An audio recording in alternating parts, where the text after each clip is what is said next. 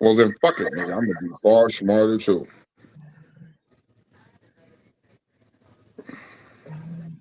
Doom, doom, doom, doom, You are far smarter than you can ever imagine.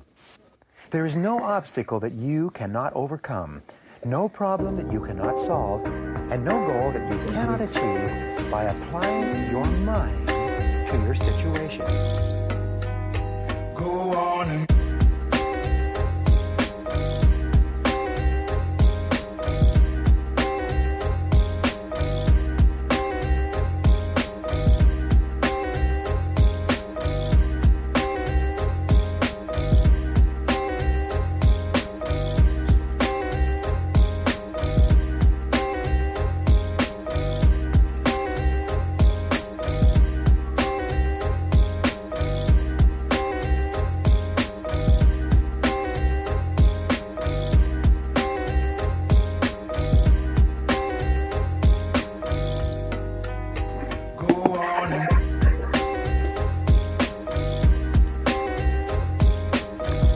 Here we go. Here we go. Here we go. You good? Here we go. Here we go. Far smarter too. What up, though? What up, yo?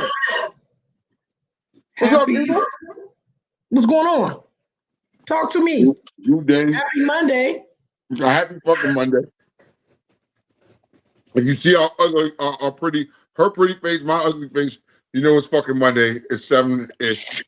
It depends on who's looking, because to some people, I'm ugly and you're pretty. So, bing bong. I want to know what the fuck they drinking. They better share that liquor with me. Mhm. Yeah, share that with me. I don't need to drink no more liquor, man. You know what I mean? And next time y'all got something going on the weekend and you motherfuckers is outside, send me so I can come outside. Because I just want to go outside and have some tequila. I just want to have some tequila. I don't know what the fuck happened with me and Hennessy. I don't know what happened. We You was done cool. with Hennessy? You done with it? I don't know. But I ain't been touching it. Me and Tequila been like, yeah, what's up, homie? We just been meeting around the back and been chopping it up, and peeling around the block, getting into some shit together. I don't know what happened. You know what I mean? Hennessy's like, the fuck? So, hell, Tequila is my friend. Tequila is a very nice individual. I don't know who said anything wrong about Tequila. We were fighting. You know what I mean? Tequila is okay with me. My only thing is I just try to find one that ain't got all the stuff in it. So All once that I stuff find is that, like all the bullshit. oh yeah. Once I find that, I'm good. I'm good. Okay. Well, there's another Monday. What we got going on this week? There's a lot of shit going on in the world. There's always some shit going on in this world. You got something to tell me? You got some news to report to me after yesterday or no? Well, yesterday, the competition didn't go as well as planned. I was at PGC Bike Fest this weekend for and Team Money Cycles, TMC, SOS competition was down there. We get down there Friday, competed hard on Friday, couldn't get it done. Compete Saturday. Saturday I don't drink no tequila. So that is your focus. You gotta be on your shit. I come in the ring at third and I pushed this girl. I mean, I pushed her. She thought she would. I pushed her. I think, and the only reason why I lost is because my second set, and I just switched my songs around. My second song should have been first, and my first song should have been second, and then I beat it. But she got away. She got the win. Good experience overall. Much exposure for the top 8 in the country. So, it's a process, man. It's not about just getting up there and pressing play and just playing 3 songs. It's more than that. It's strategy. There's a lot of strategy to that shit. You have to know what sounds good. Just because you like a song, this may be your favorite song. Oh, I like that joint. Your your bike may not like that song. And it may not sound good in that song. Then you also got to remember there are 3 judges that may not like that shit. Mm-hmm. They're listening on how your bike sounds. It's down to the smallest imperfections, rattles, the clarity being off. Anything could be a killer. So, you know what I mean? The time that goes into this shit is more than what people can think. But once again, it's still a hobby. So it's something that I like to do. I ran into somebody yesterday. It was like, yo, man, how much money have you spent? I said, you really don't want to know. I was just getting ready to say that. You really don't want to know what I have spent to build Eleanor where she's at now. You know what I mean? It's a process. It's a process. I believe right now we're there. We're there. The only thing that I'm waiting to put on is my big tie. I'm finally getting rid of that little tie. I got the big tie sitting at home. I just got to find a painter. I need a painter to paint me some neon streaks in my black rim, and it's going on. You know what I mean? And then the bike is done for this year. The bike is done. I mean, it's a nonstop thing to keep up with. So if like somebody told me in the beginning, it's a rabbit hole, and once you go down it, it's nonstop. I agree with that. Because it's the money for me. Like I look at the money. I have friends in various places. Shout out to Bay Boy who build bikes down in, I forget, Cycle Lab. Shout out to him. Shout out to my men over there in Voodoo. Like I know people who do that and they do an amazing job. Shout out to KLR Sean in New York. He do the victories. He does the victories. Yeah, because I'm on his line. Whenever. Yeah. So here's my thing.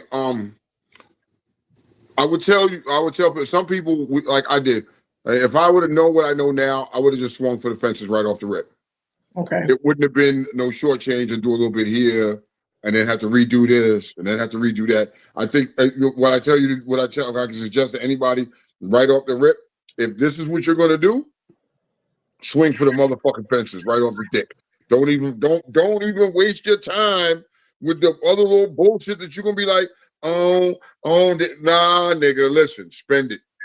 Spend it once so you don't have to keep reinvesting in it over and over again. You know what I mean? And so now I finally spent it after reinvesting in it over and over again. But it was worth to me right now, it's worth every penny. You've heard my bike in Myrtle. You've heard my bike, and so since Myrtle, it's got even better. It's got even stronger. It's got even better. And it's just I shout out to my man KT, my tuner, yeah, my builder, my tuner, yeah, that dude is dope. You know what I mean? I started with the nigga from the bottom, and we gonna get there, nigga. We gonna make the promised land. I promise you.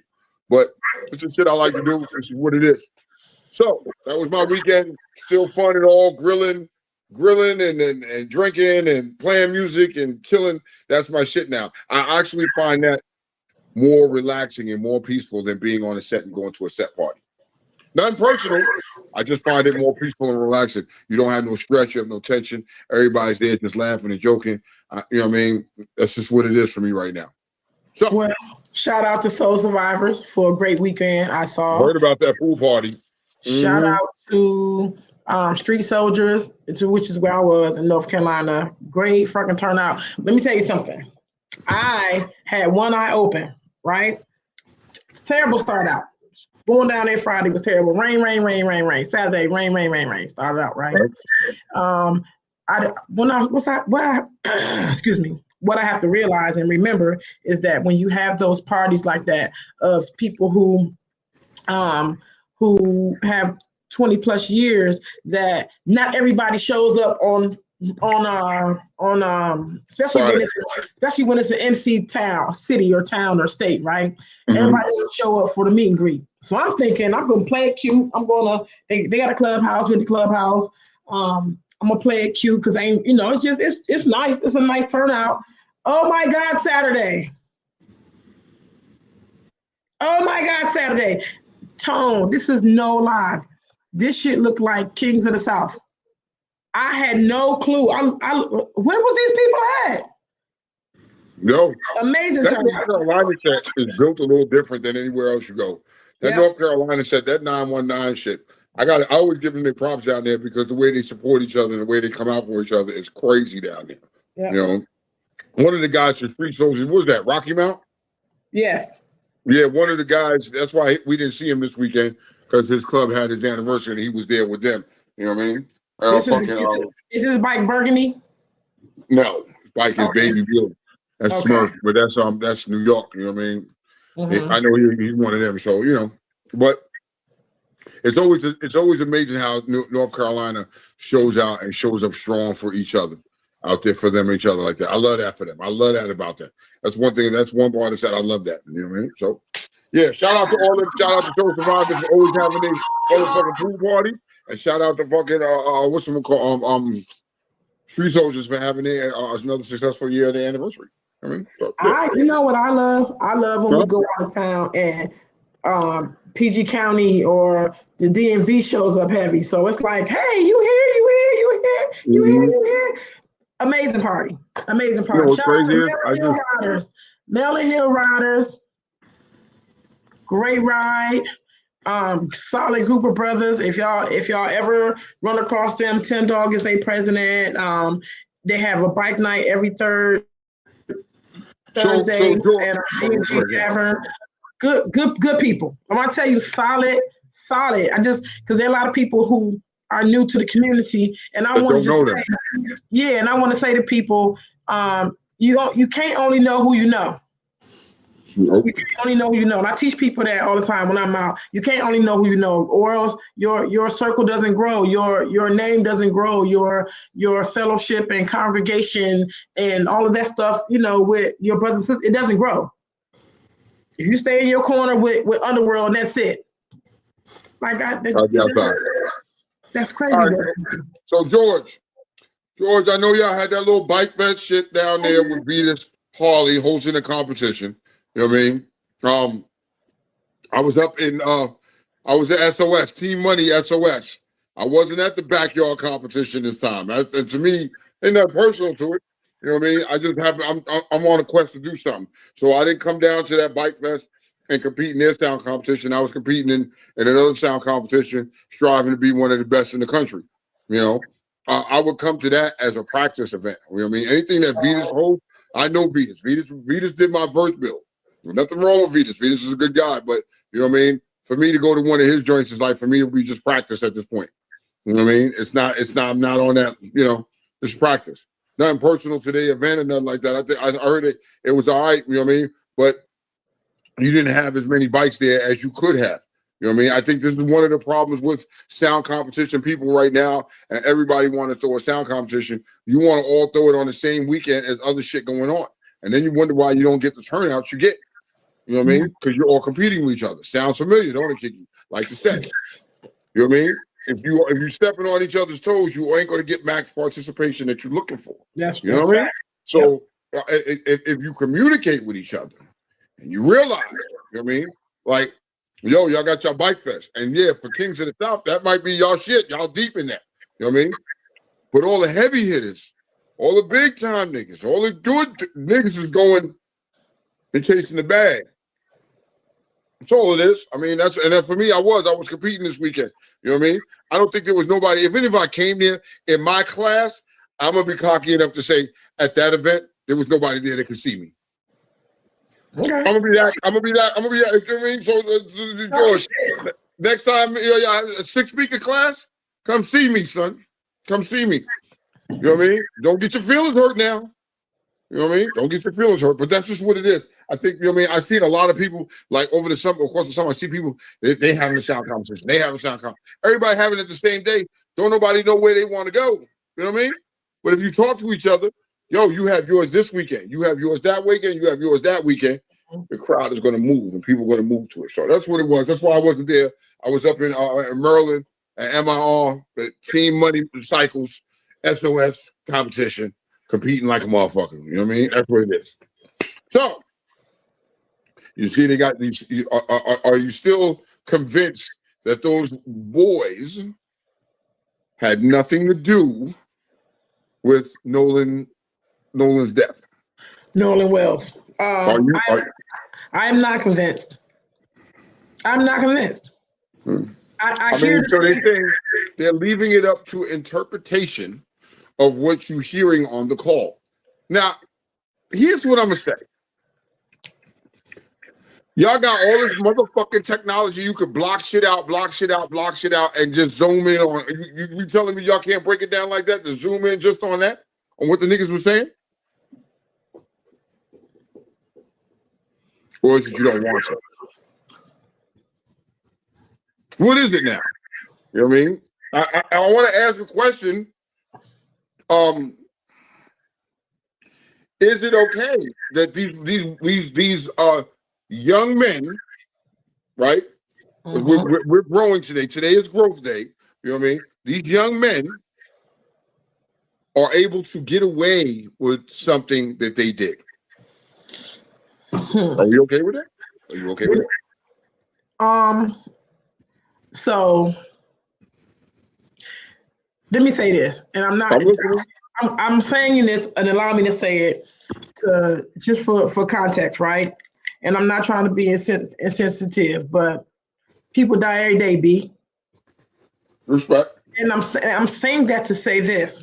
I know where you're going, but go ahead, Kiki. Some way in our lives, we have grown either insensitive or we've grown a thick skin to deaths, which means that we can allow, like even us melanated people, we allow a certain amount of look to other ways. We can do all we can until the narrative is start being spun, because everybody's invested the first week. It's all shock and awe. It's all shock. Then a little bit of evidence will come out. Now the speculation starts, and then the narrative starts. And because Black people, we have so many other people that we done seen this before. We know we pretty much know how it's going to end up. So you either go full throttle on the narrative without the all of the details, and you're standing up because you're the same color and he looked like you, or you sit back and you wait and you let everything play out, or you just rest on it's another one. Like we already know, because we got a whole host of names of people that were killed by white people. And if you look at it, like remember we was all thick-skinned or thin-skinned about the police killings because there was so many of them. And now you don't hear nothing about it. Are people still being killed by police? Absolutely. Absolutely. Are they being killed by ICE more now? Maybe. And there we go. And then I want to get to that and want to talk about my Hispanic community and how they fucking feeling right now. But we're gonna get to that in a minute.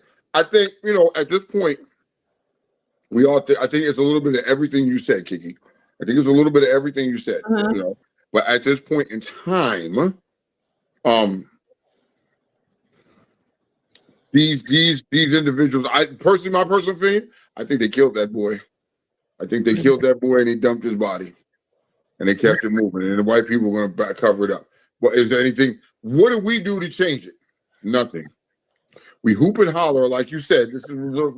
We hoop and holler for what? A couple weeks, and then we get back to going back. We get back to spend that shit, listen to our ignorant shit, and get back to our ignorant lives. We don't stay the course. Tone, I'm so glad you said that, because everybody's getting older. We need to be getting wiser, and we like entertainment. We like things that get us interested in something. Because for real, we really nosy. We just want to see. You get in here, and the story deserves way more than it's getting, and it deserves a degree of seriousness, and not Ben Crump haters, not NAACP haters, not people who think he an ambulance chaser, because all those things can be true, but still somebody's son died. And at the end of the day, if you become human,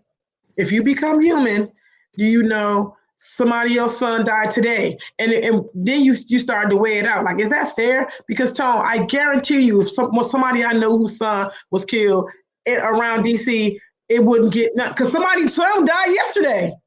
And it doesn't get this national thing. The national coverage that it deserves. So me as a person who lives every day, B, I see death every day, B. It's a struggle. It's a struggle when I'm the only one that's dying inside, or like not enough of us are dying inside behind the same type of death. So is it okay? My question is it because of the scenario surrounding this young man and the color of people's skins, why this is getting the coverage it's getting? Because like you said, niggas die in the hood every day, B. Niggas, somebody's son has got killed every day in the hood, B. And it doesn't make national news. Doesn't make anything. And this situation, it made national news. Is it racially pushed in the news? Is this what it is? Of course it is. Okay. But at number two, it's also really real fucked up. It's really fucked up how he died. Like that's fucked up. But is it not fucked up that fucking Joe Schmo's son, you know what I mean, went to the store? Like there's a story in New York, a kid went to the store for his mom's and went in the fucking bodega and came out. Niggas is fighting and the nigga squeezed off and got shot and ended up killing the dude and killing the kid. Kid was 12 years old. But you didn't see that on national news. You didn't see that on it. But the point was, it was a 12-year-old kid and got murdered. You know what I mean? People die in the hood every day, B. But when it's black on black, brown on brown, I can go farther and say white on white. It's not national news. It becomes national news when it's white on brown, black on white, or white on black. I disagree on that. Okay. Why? Okay. Please do. I'll wait. Okay. Everyone knows if it bleeds, it leads. That's been the motto for a good 40 years with national. When it comes to any form of news, not just national news. I think how this took hold is the fact that social media wanted answers. It just did. Again, it's another form where I think this is the plus side for social media, where they saw some injustice and they feel like, okay, Noah Wiles needed. This just didn't make any sense. So normally, let's put it this way: if it wasn't for social media, this would have been nothing. It would have just been a local thing, and we wouldn't heard nothing about it. To be really honest, and it'll be one of those things where we'll hear it like years later. It'll be on Unsolved Mysteries and cold cases. Yeah, cold cases and things of that nature. So I think now it is again. I think again, thanks to social media, a lot of people are taking heed on what's going on here because this again, it all doesn't make any sense. It's like you go in with 4. There's a mysterious girlfriend and all this stuff. There's something wrong here. And the key thing here is like with him, with Mr. Wiles, is the fact that he was a well-known future football star. I mean, he was an elite high school star. He's going to be, everyone was praising him to be an elite college player and stuff like that. I don't really think it's about jealousy. I really think among the people he was associated with, it was about jealousy. And they didn't like the fact that he's going to be bigger than them 3.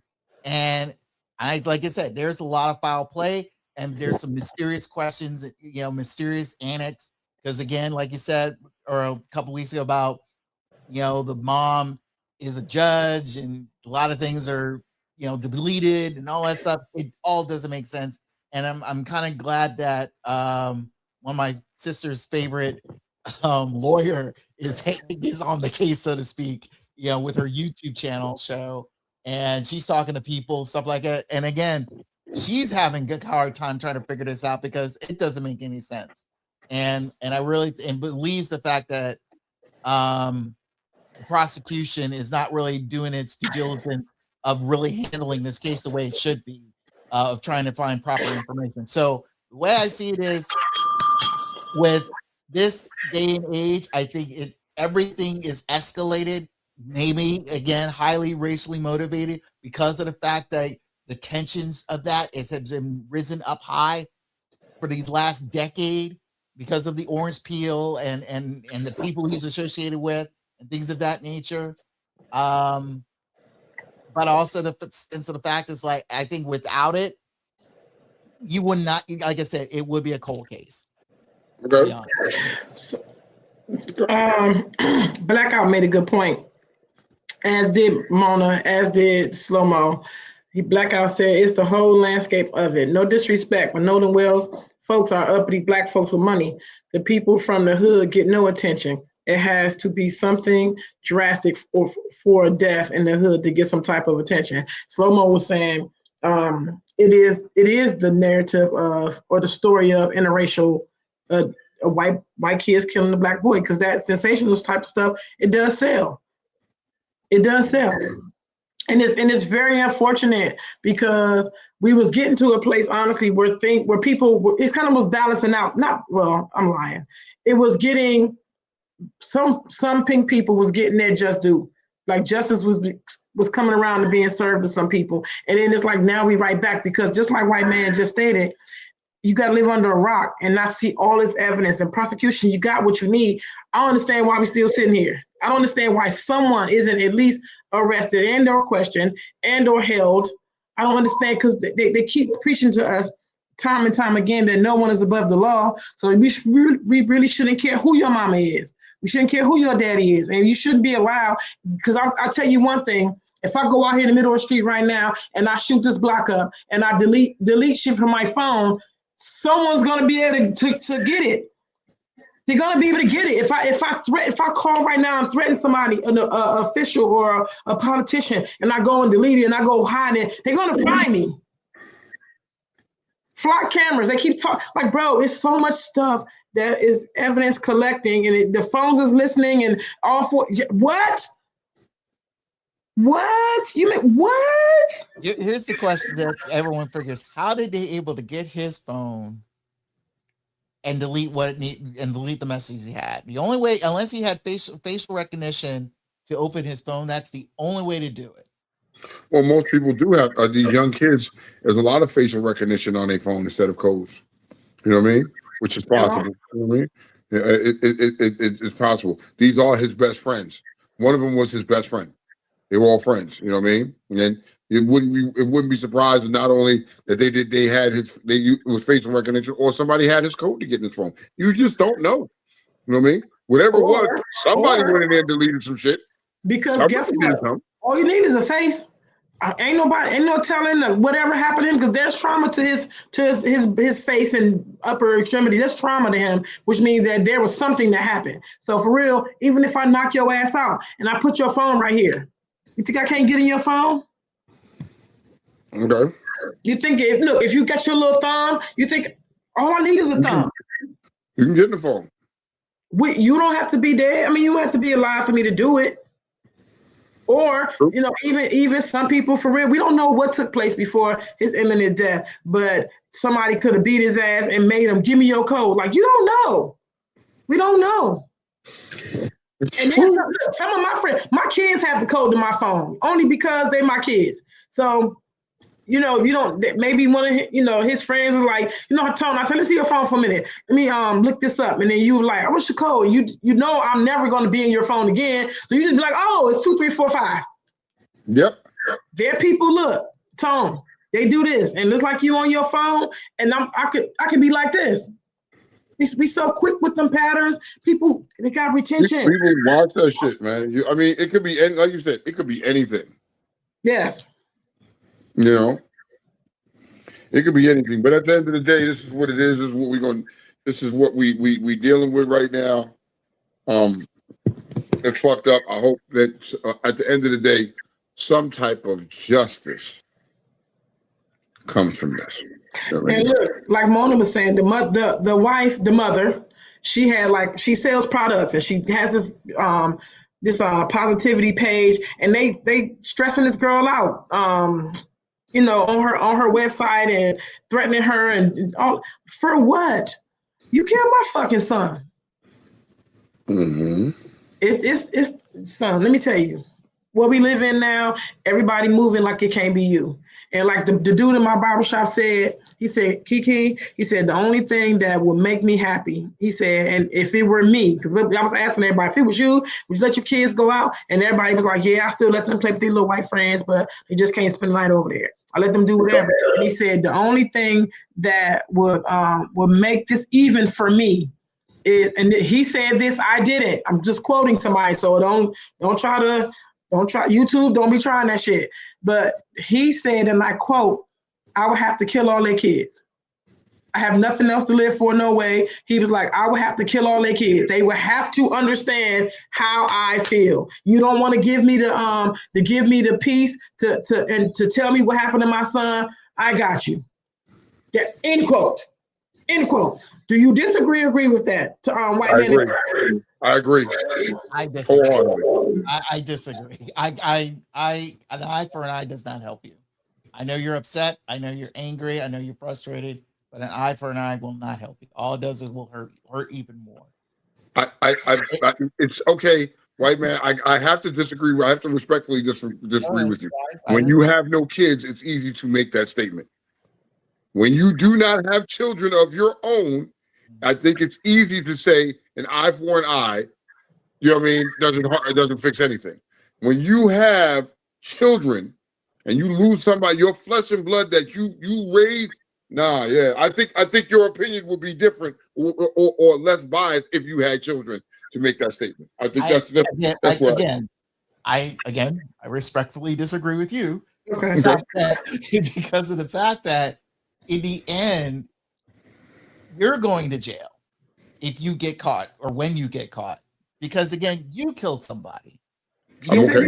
I understand. I understand a lot of people have issues with the justice system. I trust and believe it's complex, it's ridiculous, it's favored a lot of high bias and favoritism for those who have more money than others. I get it. But at the same time, in the end, it's just like you can't. And like I said, the eye for an eye thing does. I don't know. It in a way it relieves you, but in the end, it will hurt you because you're going to jail. You're the person that you're not the only person being hurt because your wife is also hurt. She's missing her child, and she needs the comfort of you to help out in this time of need. I know you're both are hurting, but again, if we're going to base everything off of the standard of a man is like have to be the foundation for his wife to hold everything together, to keep the house together, he has to be there. Him being in jail does not help. Okay. So to be fair, white man, you telling me what doesn't help? Can you tell me what will help? The only thing is to entrust those that can handle to try to find the justice that needs to be handled. If it's not the immediate, first responders, i.e. the police, the investigators, and the current prosecutors and defendants and all that stuff, if it's not that, then find outside source. Find independent PI, and get, and who's willing to do the job, not just for money and not for publicity, just willing to do the job to find the truth and justice that you deserve. If not, going out and killing someone else's kid does not help you. It really does not. Okay, so let me add on to that. Being as though you've been around here a good at least 21 years, you at least 21, and you see how that same premise is not popular. That's not what we get most of the time. Right. That is what you are willing to put on it. Like you rather take that than this immediate feel of self-justice that this man is speaking of. You rather just throw the dice and just take your chances. Is that fair? Is that a fair assessment of what I'm hearing you say? Yes, because again, in the end, I'm still on the outside. I'm going to continue on trying to find the justice I deserve for my lost child, because I'm not going to get it on the inside. I'm not. Am I? I mean, because like once I get it, it's like, what's going to happen there is my money will now be diverted of trying to get me out. Damn. Okay. I mean, let's be honest here. I'd rather put my resources, my time and effort to try to find justice for my loss of my child than trying to find ways to get me out so I can do it all over again. That's more money wasted and time. Okay. Mr. Tone, Mr. Loud Music. Okay. Mr. Loud Music. Some of these comments says it all.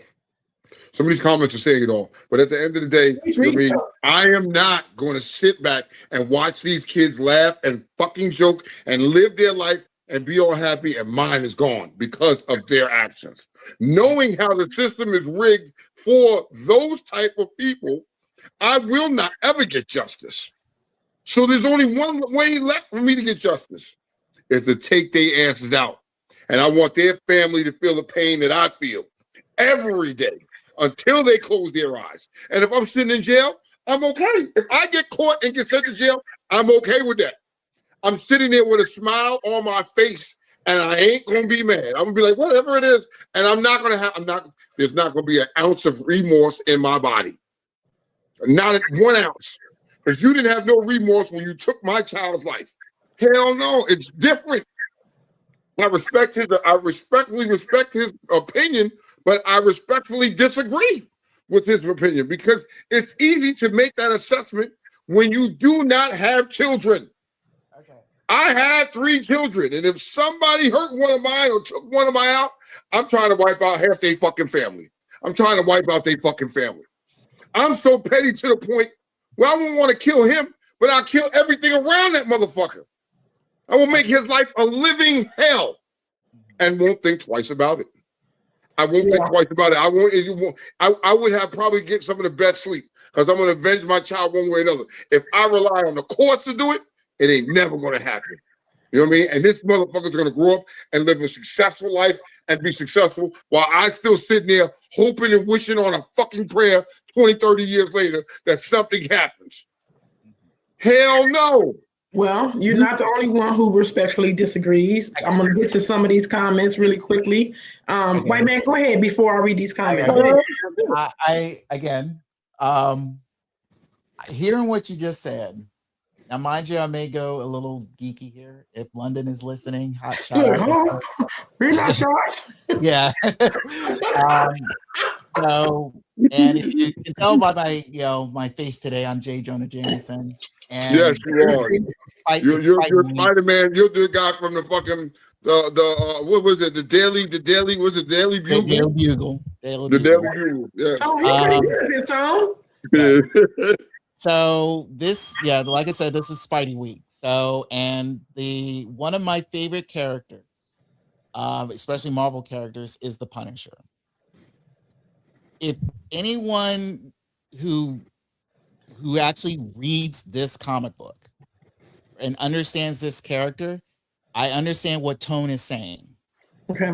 Punisher lost his entire family, and he survived because it was a mob shooting. He was an undercover and stuff like that. And him and his family were supposed to be wiped out. He survived. In the end, it's just like he went on and did a vendetta. Plain and simple. He got the people that killed his family. But the thing is, he kept going because of that internal thing. It's not about justice anymore. And it's not even about revenge. He already did the revenge part. It's the fact that whatever he's doing, this code of ethics and stuff like that, he just kept going. And it gets to the point where it's like he becomes his own internal hell. And that's the one thing that I want to try to put out there. And that's why I said it's like you being in jail or you being dead after this doesn't make sense for me. Now, mind you, I understand the fact is like, because, hey, you have kids, I get it. You want to avenge your kids. I understand that. I respect that. But the way to go about it in the end where you lose your livelihood for it, and I'm not just in the sense of fact of you going on a killing spree or anything, just losing. I understand that your mind is completely different if you lose a child. I get it. And especially in that type of way. But you going out on a revenging killing spree does not help, because internally it will just eat you alive daily. I think I would be, to be honest with you, when you're not even human anymore, and you just don't care in the world, to the point where you literally said it's like, I don't care. I lost the thing that kept me alive the most is not here anymore. That was your anchor. I understand it. But the thing is, just like, you have to find a new anchor. If there's someone else who's able to give you a new anchor, or better yet, if there's still an anchor left in your group to keep you grounded and not let you go off on this crazy spree, find it. That's what I'm trying to put out there. So my thing is, you look at let's take it back some years, and let's go to Trayvon Martin. Let's go back to that. The very part, yeah. Let's go back to Trayvon Martin. You know what I mean? It astonishes me that son of a bitch is still working the earth. Although he's homeless, he's crazy. Yeah. Hold on. Although Karma has reared her beautiful fucking head on his ass. Right? But in the heat of the moment at that time, everybody was in an uproar. You remember that? Mm-hmm. You know what I mean? My thugs in the street, my gangster niggas. Nobody felt the need to take him out. And what kind of justice did this family receive? By going through the court system and doing it the right way, his family never received justice. Even though his life may be shit right now, they never received justice and doing it the right way. Let's fast forward to the young black boy that the Chinese man shot and killed and shot him in the back. 100 meters away. Ran out the store. When he was running away, he shot him in the back and killed him. His family did it that way and said, we're going to go through the courts. And they still got no justice. No justice at all. Now, the turmoil that they will live with for the rest of their lives, I can't begin to imagine what they're going through. But you know what? That Chinese man gets to get up every day and live his life, and nothing has happened to him. You know what I mean? That's the second time. That ain't the first time he did that. The first time he done it. Yeah. So at this point, for me to look and say, I'm going to trust in the legal system to do the right thing. Nah, I can't be. I gotta take that justice in my own hands. You know what I mean? If you take one of mine out, I'm taking yours out. I'm taking yours out. I'm trying to eliminate half your fucking family. Fuck all that. I'm trying to eliminate half these niggas. I don't give a fuck. You niggas nothing. And I'm gonna be okay with it. I don't care about the turmoil. Look at the turmoil these families that have chosen to go through the justice system. Look at what they're going through. And let me say this, because I'm a parent of several little people, right? White man, there's something about feeling like you weren't there to protect your child. That in itself is it's a hellish place to live as well. Even when they get beat up or they get jumped by somebody or something gets taken from them, they get robbed. There's a feeling that a parent has that I didn't protect you. Number 2 on the hellish turmoil list, I think either way you're going to be in hell or in turmoil, because you have to live your life knowing that you don't know how he died. Just speaking of Nolan Wells, you don't know how he died. This family for real is walking around and they allowing the almighty dollar decide that I get to sit at home every day and wonder. Like, nobody is sitting the fucking jail. Nobody is doing what the justice system promised us if you commit these crimes, because murder is a crime. What is it? When you withhold evidence, or you put your face and you put yourself in the middle of an investigation. People get locked up for that shit every single day. When you what is it? When you put your hand in front of the investigation, or you halt it. I can't think of the word. It's not obstruction. It's obstruction of justice. Yes, you. It's a lot of that going on with the mom, with the families, with the this and that. You can't do that shit and not do nothing. I'm not saying that, because I know the law is written funny, and in these states it's funny too. And being in the South, there is a air of fuck you, black people. Fuck you. You gotta have that type of money, and these people come from money. So I feel like the law reads funny. Like, if this little, the wind blow this way, it's not murder. It's second degree. It's da. But somebody got to do something. Okay. Someone has to answer for something, even if I don't get what I think should happen. Because remember, we was talking about this. If you have money, any case is winnable, and any case is losable. It depends on who you have and the reach that they fucking have, and that is what's sad out here. And just like you saying, Tone, it's so many people who did that, and you kick yourself in the teeth because you try to do it the right way, and the right way don't work for us. So here's what I'm gonna say. Losing a child changes you forever. You know what I mean? I lost a child. Batman has lost a child. Mm-hmm. It eats you like, what did Batman say? Batman said, the death of a child eats you alive. I am watching the death of a child eat my family alive. And that's just from causes from, God saying it was time for her to go, and that was that.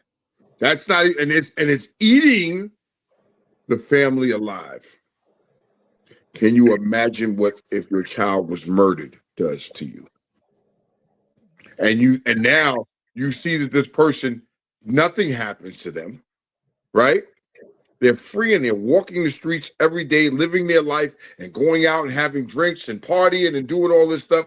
And you're sit there and left with the grief and hoping on this system that's going to do the right thing. But the system let them walk. How do you plan on dealing with that grief? Just sucking it up and saying, we did all we could, but we lost. At some point in your mind, you're going to want to think about taking justice into your own hands. Whether you believe it or not, that thought is going to cross your mind. Thank you.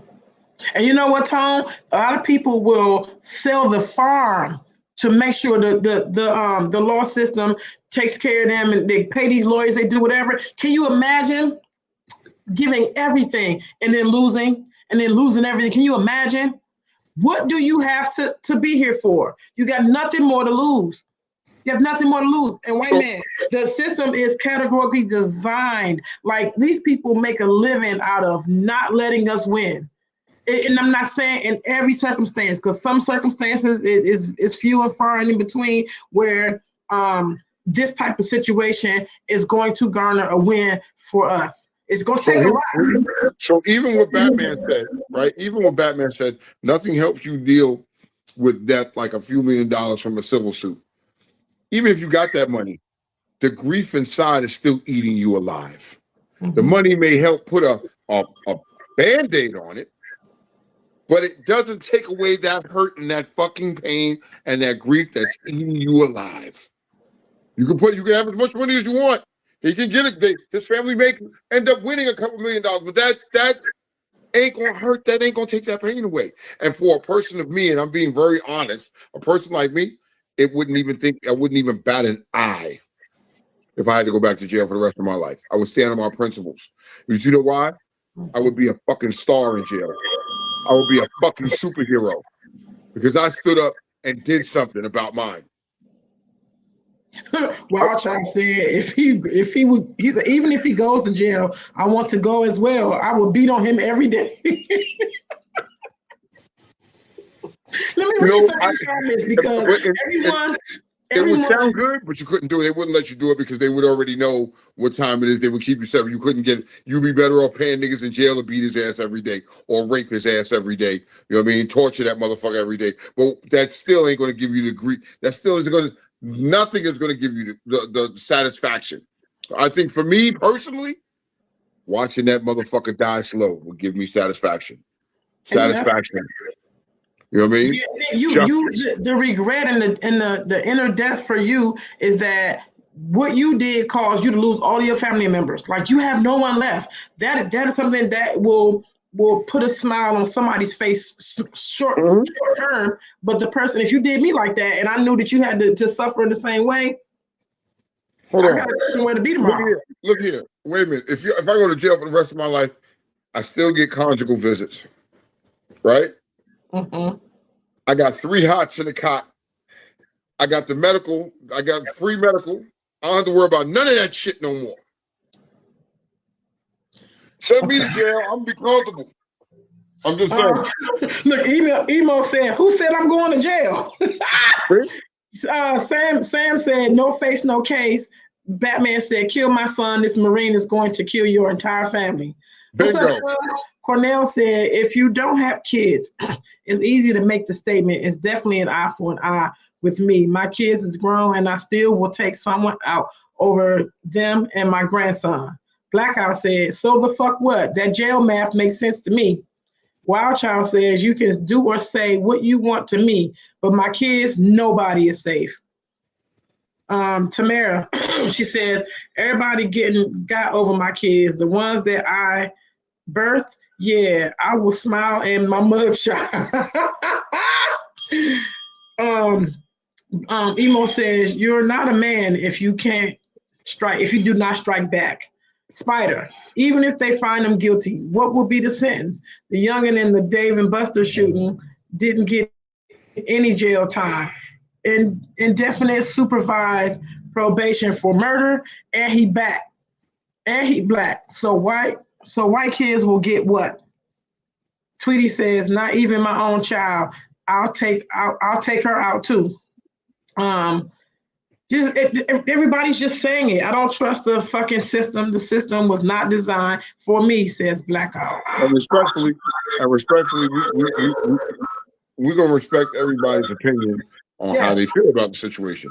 I think everybody is entitled to their own opinion and handle it the way they see fit. You know what I mean? Now, moving on so we don't stay on this too long. Okay. Let's say you got a scenario, right? Right. And you dating somebody, you the side piece, you both side pieces, right? And the female, let's say for me, I'm gonna say me. I got a side piece, right? Okay. But my side piece is married, and I'm her side piece. Mm-hmm. And we fucking, right? And we fucking raw, and she ends up pregnant. But she doesn't want to find out who the baby daddy is. What do you mean? She doesn't want to do the paternity test. She's married, so she wants her husband to believe that that's his child. Okay. Right? Okay. 20 years go by. You haven't talked to her. 20 years go by. You have a whole family. You have a daughter at the same time. Your daughter's 20. And that young kid is 20. And your daughter starts dating this young man. And when the daughter, after a year, the daughter comes to you and says, hey, daddy, I'm dating this guy, and I want you to meet him and meet him. Okay? So when you meet the young man and you find out his name and everything like that, little red dot, little lights start going off in your head like, what's your peoples look like? What's your mama look like? And he shows you a picture of his mama, and that was your side piece from 20 years ago.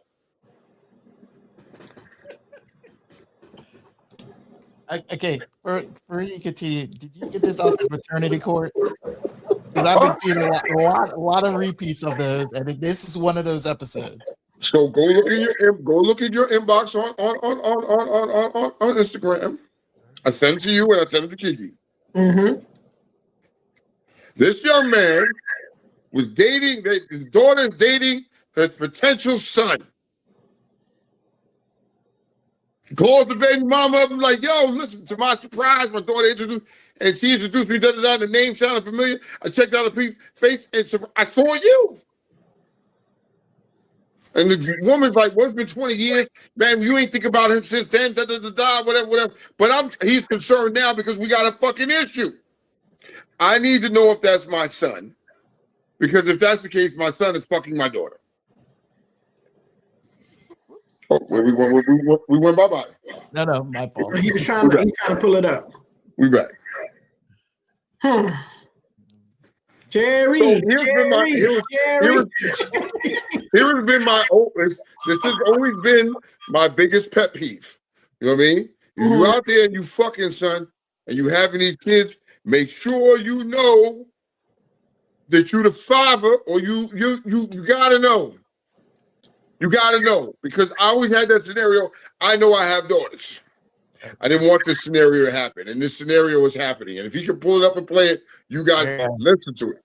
You look like Funny Joy right there. Who the hell is this calling me baby girl? This is Lonnie. I know it's been a minute. A minute? Yeah, like 20 years, nigga. What you doing calling me? Nah, I was just calling because I got something to run by you. I think we have a situation, and we need to figure it out. So now, what kind of situation could we have after 20 damn years? You got a 20-year-old son, right? I do. The one that you was pregnant with when the last time we talked? Okay. All right. And so this is the thing, right? Did you ever find out who the daddy was? Was it me or was it him? If it wasn't him, it was me. But did you ever find out?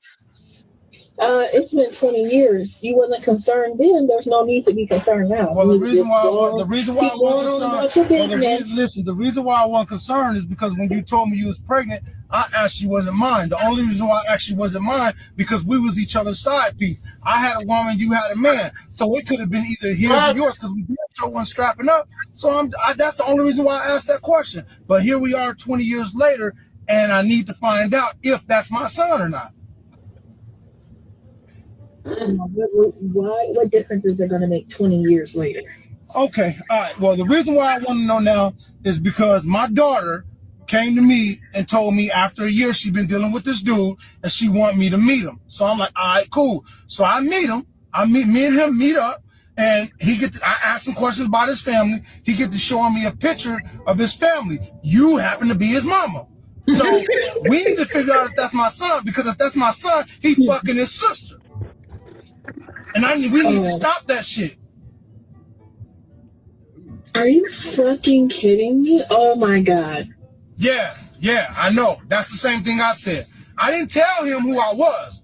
But when I seen your picture and you the mama, oh man, this is it. I told my daughter though, because I told my daughter she needed to leave him alone. And I told her not to say nothing to him until I find out for sure. So me and you gotta figure out a way to get this dude to get a DNA test, because he's 20 years old and he probably gonna ask questions. You see what I'm saying? So we need to figure this out, because he might be fucking his sister. My daughter might be fucking her brother. Well, are you 100% sure that they already slept together? They've been together for a year. Okay. She finally decides she want me to meet him because he's some old good guy. She in love with the dude. Oh, shit. God damn. Fuck. See, you should have just told me. You know, we should have just oh my gosh.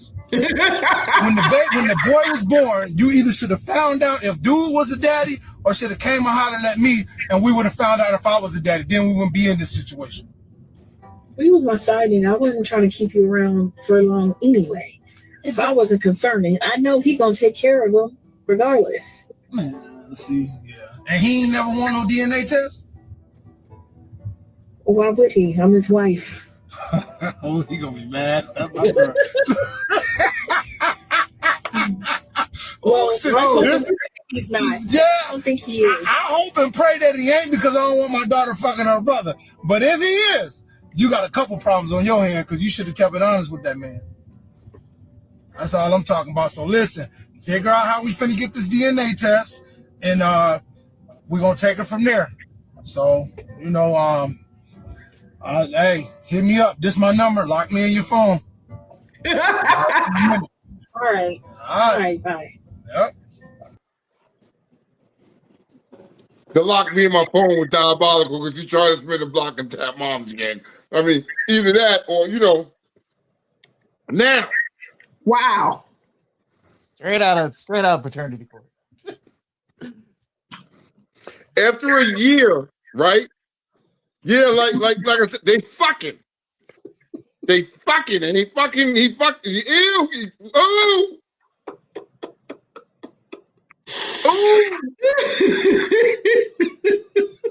I would like to follow that story and find out if that was really her brother. I want to know the update. I need an update. I got to find out, because now I want to know about the husband. What if the husband finds out that it's not his kid? That's what she got problems. He said you got problems, sis. You got problems. You fucked up. Do that. Let me say this. After hearing all that, that is all her fault. Because because all she wanted was, she just wanted a side piece. She just wanted to have some fun, and having a baby out of it, not knowing the fact is like, hey, who is it? Gets to the point where you get into those situations. That in way she was talking, you know, responding to him, it felt like it's like she didn't give a shit until it really got real. The fact is like, I have a daughter, and your son, our possible son, is fucking my daughter. So yeah, there's a problem here. Okay, so somebody asked how to get the number. He probably got it from the son. Probably, yeah. But you're right. I agree with you on this one, white man. It's all her fault. You know what I mean? She was supposed to figure out what she was supposed to deal with that from there. But you heard what she said. My husband was going to raise him and take care of him anyway. Regardless. Regardless. That's arrogance. That's stupid arrogance. It is. And so, and whatever consequences come behind that, she deserves everything.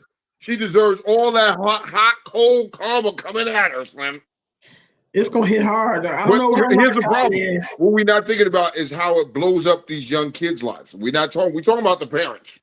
We're talking about the woman. But what about these kids? What about the son and the daughter? What does that do for their lives? It's gonna freak them out. That's going to mentally fuck them up bad. They're going to freak them out. They will definitely need therapy, especially if they have been intimate. So it's been a year. They fucking. I know. Like again, this day and age, who knows nowadays, especially with Gen Zers and alphas. And so, but the thing is like, yeah, there's going to be some mental problems with this. They hunching. So that's what they call it now. They hunching. That shit is diabolical. But for me, I didn't give a fuck what I was doing when I was out here, whatever. I knew I wanted my kids to know each other. That was one of my greatest fears from back in the days. You know what I mean? I know I got kids from different mothers. I wanted to make sure they knew each other. I don't give a fuck about people, man. I wanted to make sure, yo, that is your brother, that's your sister. Yeah, let's get it together. You know what I mean? So they always know, so I would never have that problem. I had to do it for two reasons, because for real, it really do be fuck you. Like, whatever, you don't want to be here, you want to be here. But the mature part of me was when my daddy swooped in and said, wait a minute, you never know who might need a blood transfusion, or you never know who might need, an organ donation or something like that. And he said, two, you will always want, Brittany and her brother are 6 months apart. So he said, you never want this to take place. And honestly, they ran up, and they had a sister that they didn't know about till they got older, because she was a couple years behind them. So then they all ended up like knowing each other, but the new sister, they didn't know her. So it can happen. It can happen. And that's nasty work. That's nasty work. That's nasty. The nastiest of nasty work. Nasty. You know what I mean? But it happens. Even Tweeter said, it happened in her family. Pulled up at the cookout, and the aunt yelled, "Y'all cousins!" Was it before or after they hunched? After a year. I mean, shit kind of wild, man. So do y'all think the mother is gonna put this on the scale and weigh it out, or you think she gonna really give it the due diligence that it deserves? She sounds selfish already out the gate. If you listen to her arrogance and the way she was arrogant on the phone, and how she was carrying it, this might be some shit where she's gonna sweep it under the rug, because she's not gonna want to blow it up in her face. But if I was the father, I'm not letting it go. I'm not letting this go. Like, nah, you know what I mean? Yo, you can't fuck with this nigga. That nigga can potentially be your brother. I love him. Here. You gonna fuck around and have web-foot babies, you know what I mean? A cyclops baby fucking with them niggas. You can't do that shit, bro. I'm just like, I believe the mother will, that she will allow her selfishness to win. I don't think that it's going to be way more important than keeping her lie going and her marriage going. Because at this age, okay, but that's the selfish part on her part, because now you're fucking up your son's life. Because what if that really is his sister? Then what? You ever seen Flowers in the Attic?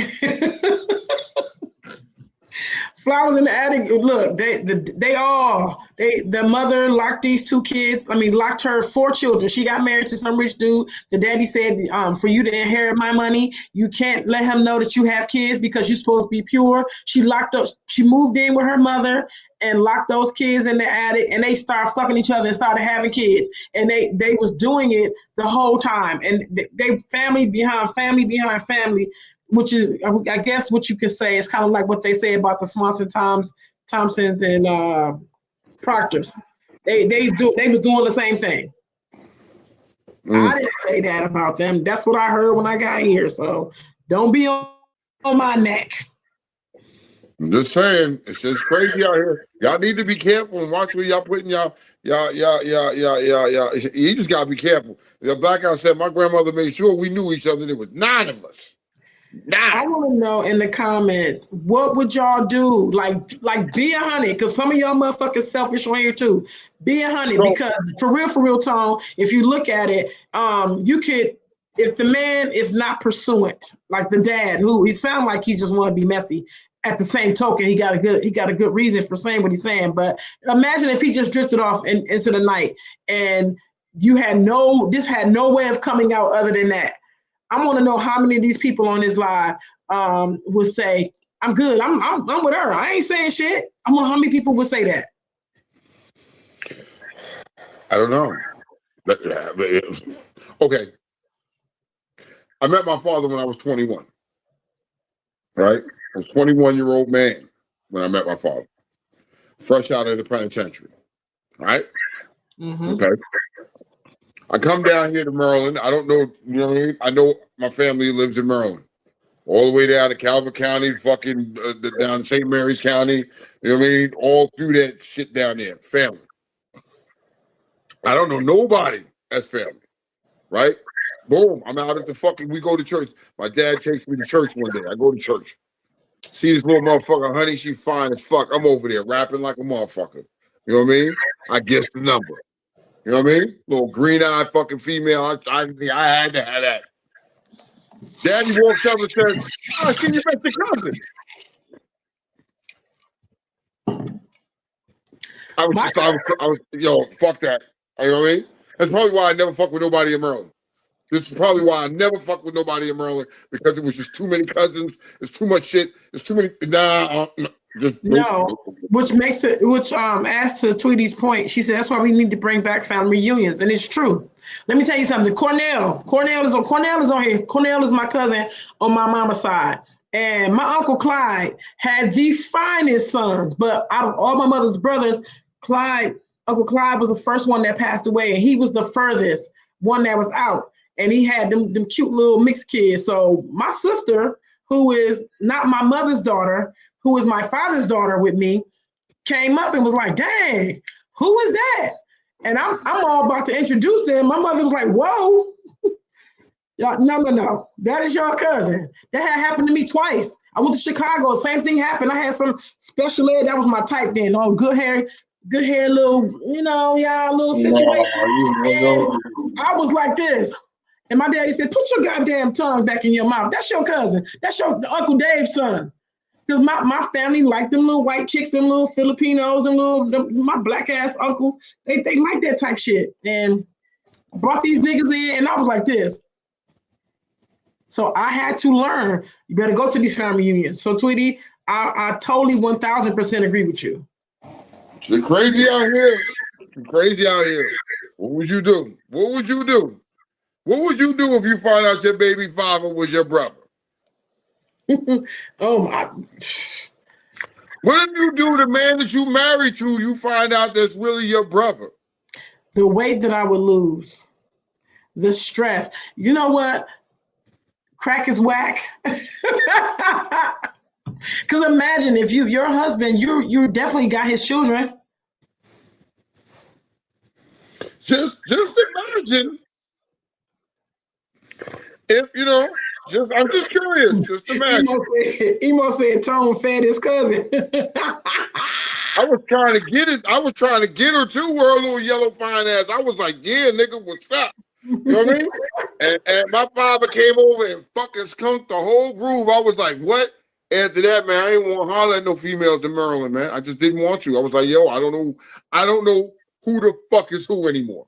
No, because once you start navigating and traversing the states, and you moving on and you doing whatever, and no, you know what? And little Kelly did not look like that when she was little. I'm sure.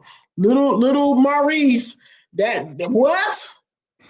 Ugly ducklings become these fine men that we see. Like, you just can't. And I listen to some people. They be on the little look like this, Tone.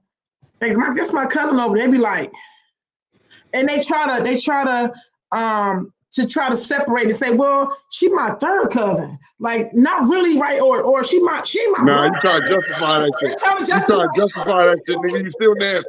I don't give a fuck. You still nasty. And cousin is a cousin. You know what I mean? It's nasty. You know what I mean? Especially, well, when you got same blood running your life, it's nasty. I don't give a fuck how you try to make it up. No. Now, if it's a cousin by marriage, well then, you know, well, you know, you don't have a place for me there. You know what I mean? They're not related. They're not related to me by blood. It's still ugly. The optics is still ugly. No. It's still ugly. White man, would you there's something that you would do, like if in your family, they're not your blood, they just married your uncle somewhere. That, and you know, is that off limits, or like there's a line that you can just squiggle around in? That's that great area. What, the wife, my uncle's wife's family? Is that what you're trying to get to? Yes. Your uncle, yeah. No blood, just you know. Again, I think you guys watch a lot of television because I'm currently watching. I'm sort of catching up on Beyond the Gates. And if you're anyone here watching this, yes, I'm trying to embrace this Black culture here. One of the characters on the show, her name is Danny, and she's dating or hooking up with well, based off of where I am in the season, is hooking up with her sister's husband's nephew. That is like completely like whatever down the line. So in a way they're related, but they're not. So they're only related by marriage.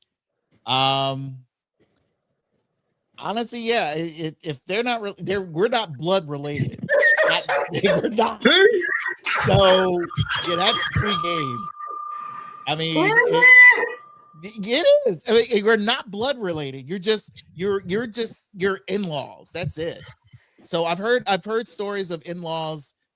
You know, one person from an in-law dating their in-law or marrying their in-law or whatever, because that's all it is. You're not blood related. So to me, white man.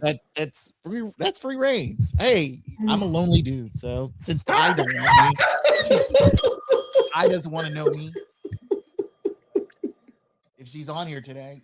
Oh, I don't know you. I didn't answer today. She's not answering today. We didn't get her. Catch it on the replay probably. So. Blackout said, "We blood, ain't no justifying that shit." Tweety said, "I got 2 cousins from 2 different sides that's married, so now I got 3 cousins." The ocean is between us, and we have no boats. Well, let's get into the vigilante. Did you get that? Yeah, tell me about it. Talk to me about this vigilante. You got a vigilante? He from Detroit. Oh shit! Come on, white man. Talk about the YN killer. Come on. Whoa. I want him to give us some context first. Come on, white man. The Dark Knight. I really don't know about this story, so can you elaborate more on it? Because I don't. I want you to put the thingy up. I gotta get his name. There is a vigilante killer. He's dubbed the vigilante, the YN killer. Oh shoot. From Detroit neighborhoods paralyzed by vigilante serial murders, and what he's doing is taking the law into his own hands and killing off young boys. You out here with your guns, he killing you. You out here, you done kill somebody, he out here. He don't even care. And it says, fear spreading across the city as police in Detroit continue searching for the man known as the YN killer after a 10th victim was discovered inside an abandoned Detroit warehouse. Authorities say all of the victims were young, between 15 and 25, and with criminal records. And each body was found tied up with the letters YNK carved into their forehead. Investigators believe that the letters stand for YN killer. pointing to a suspect who may see himself as some sort of vigilante. Police have identified he's 36 years, 36. Oh, 56. His name is Corn Beef. His name is Cedric Corn Beef McNeil was the prime suspect. Detectives say McNeil once terrorized registered sex offenders too, years ago by attacking them with cans of corned beef hash thrown with deadly force. Now police believe he has shifted his focus toward young people involved in street crime. A chilling handwritten note found on the scene read, "It's time we exterminate these YNs. I'm not a murderer," he said. "Look at me as the neighborhood garbage collector." God damn. God damn. So is he mad or no? I mean, he had enough. He was like, fuck him. Damn, dog. He was just, all right, well, hey, I don't even know what the fuck really. This is in Detroit. It's in Detroit. That's why I'm not going to Kiki City. It's where Candyman was doing that. Remember that? He is the Candyman. He's the Candyman. Shit. So what do you feel about that? Just don't be on some YN shit. So I feel. Go ahead, white man, because I'm a. Go ahead. I'm gonna sit back on this. I'm marinating on this real quick because I'm like, oh, okay, come on. I mean, what do you want me to say, or what do you want to ask me this so I can reply properly? Okay, right or wrong? Because while crime it's a crime. Right. While it's a crime, when you use terms vigilante, you use terms of people who take the law into their own hands, like sex offenders.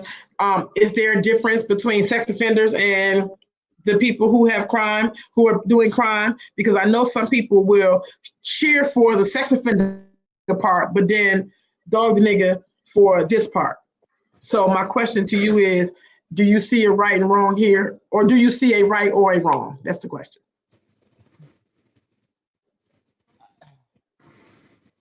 I what I'm seeing is it's very complex. What I said earlier, it was the sense of fact I was trying to save another life, meaning the fact that the person who lost someone, and especially when it comes to a child, I don't want them to further go deep into their sorrow to the point of avenging their child by killing someone else's. That doesn't make sense to me. In this scenario, or story, or whatever you want to call it, there's a lot of complexity due to the fact that the way the world is now, you're in that, Charles Bronson, Frank Castle mentality now, because you want to defend your own, you want to defend your property, you want to defend the people that you are, married, or just sworn to protect. And it's gone to the fact that where young folks today have no home training, they're running rampant, and the only thing they feel like that they can comprehend is jail doesn't work, hanging on their ass doesn't work. If they want to go 6 feet under, that is how they are thinking right now. And if a guy like him wants to go out and offer it to him, I feels like, okay. I mean, if the police can't do it, or police are honored by a code, but then again, some of them will go off that code, hush hush in certain ways. I know some of you all who are listening are police officers and stuff like that, so I respect the service. I know you honor the code, but there are others who don't, because they go over the top with it, even though they try to be justified for it. The vigilantes, I mean, they feel like they've had enough. These are people who feel like they watch too much whatever on television. They're constantly seeing this and felt like it's like, I have to do something. There's no one else, and they want to go out there and do what needs to be done, and figured it's like there's some justification for it, but in all reality, it's illegal. Either you're killing people or hurting people to the point where you're trying to find justification for it. You can't justify it. It is a full mental thing, and it's a mental thing on the person who's this YN killer. He's the one there's something off here.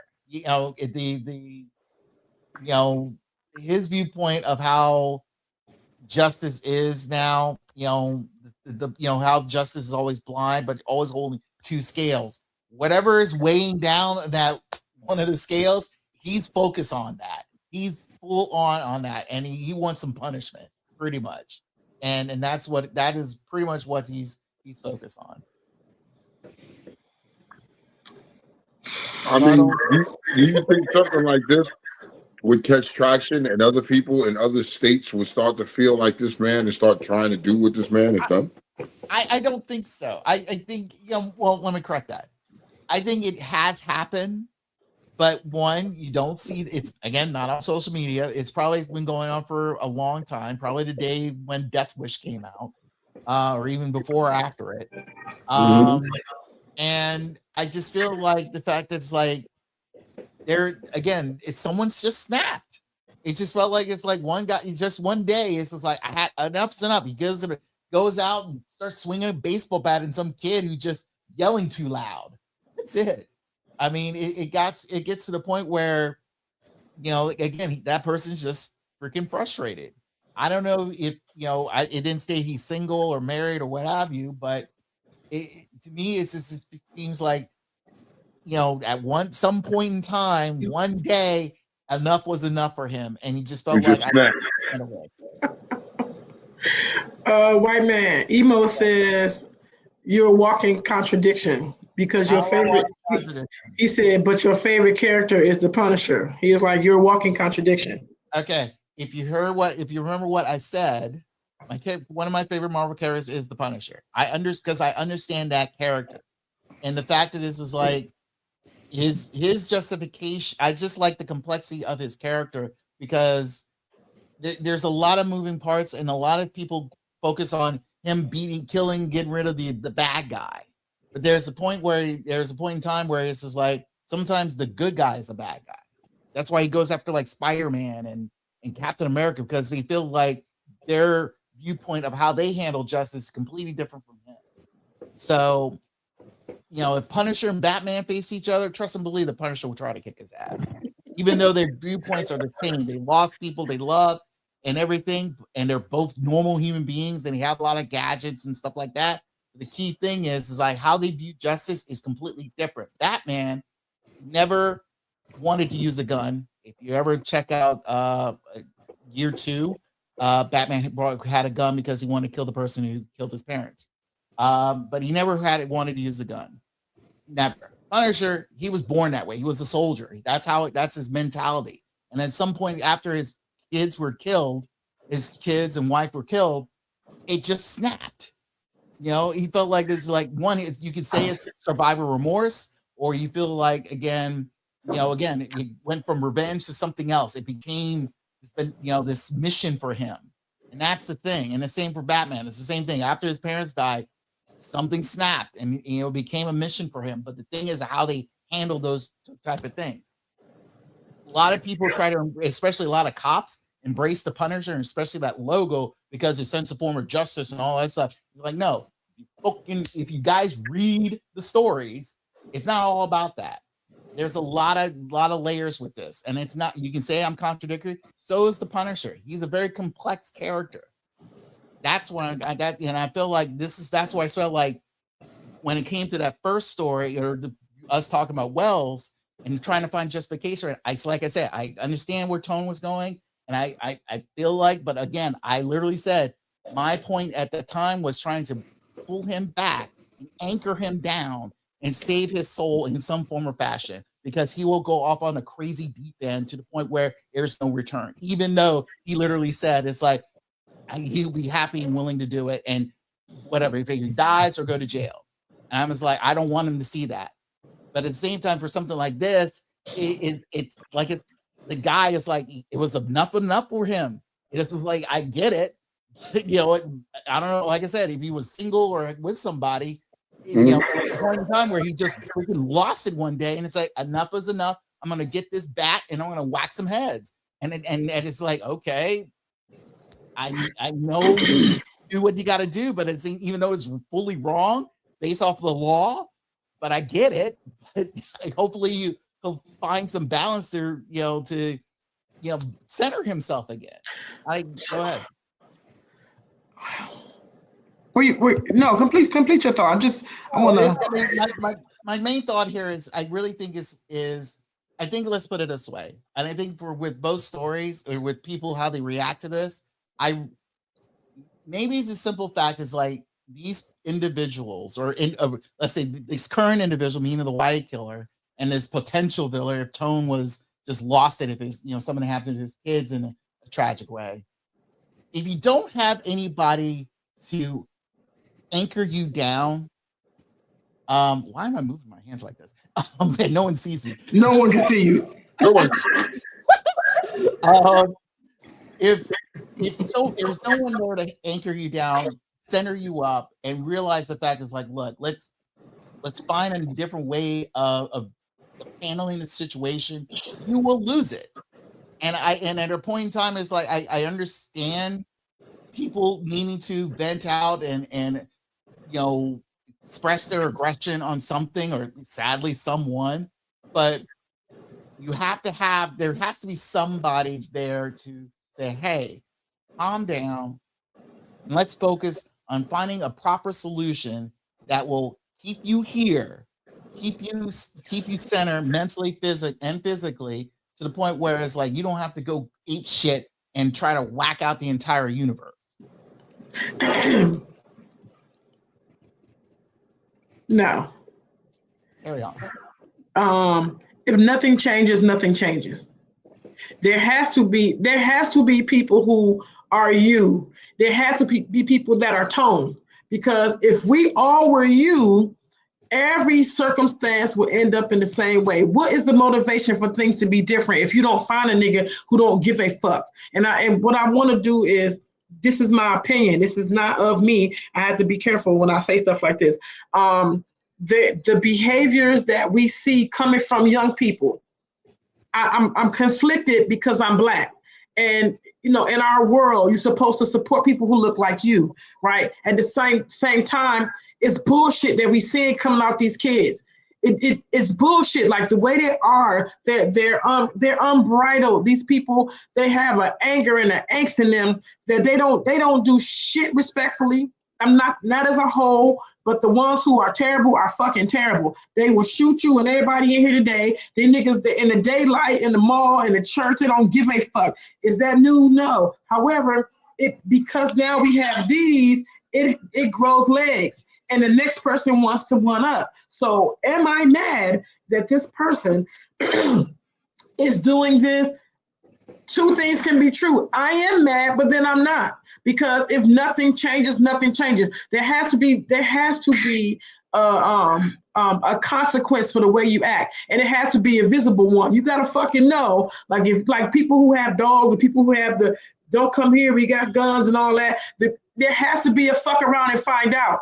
And on a mass level, the same way it is on a mass level where everybody think they can run these stores and do whatever, up until, and I'm not saying this right and wrong, but up until the owner chase you down the street and shoot you in your fucking head.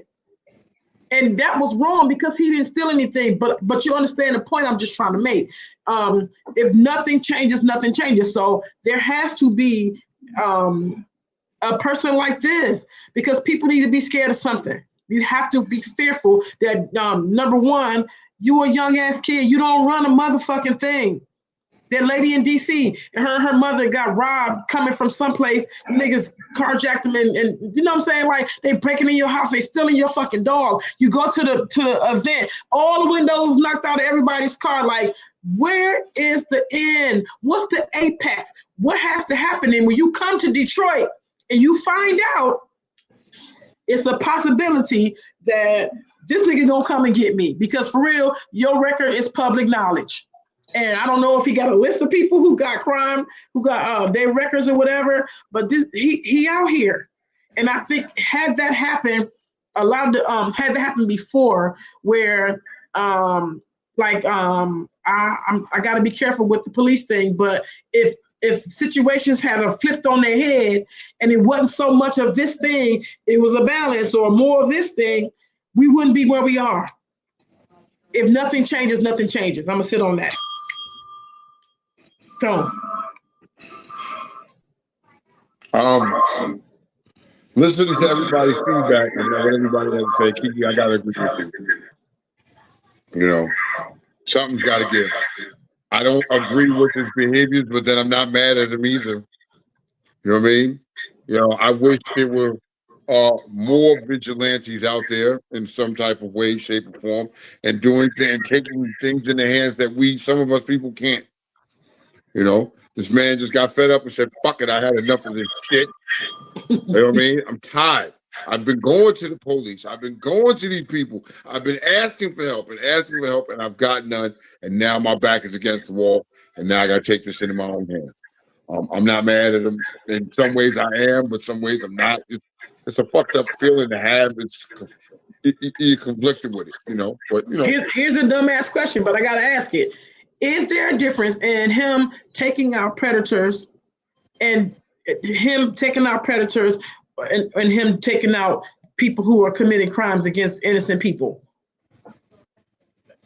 Say that question again, because it sounds like the same. Okay, so before they were saying that he was out here taking out people who were pedophiles, like predators, people who were preying out. And then now he's doing it over here. But before there was, we understood him taking out the predators, the pedophile. We understood that.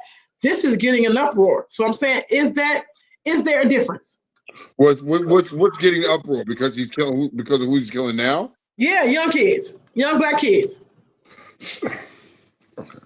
Take your time. I mean, either or. I mean, it's they're both wrong.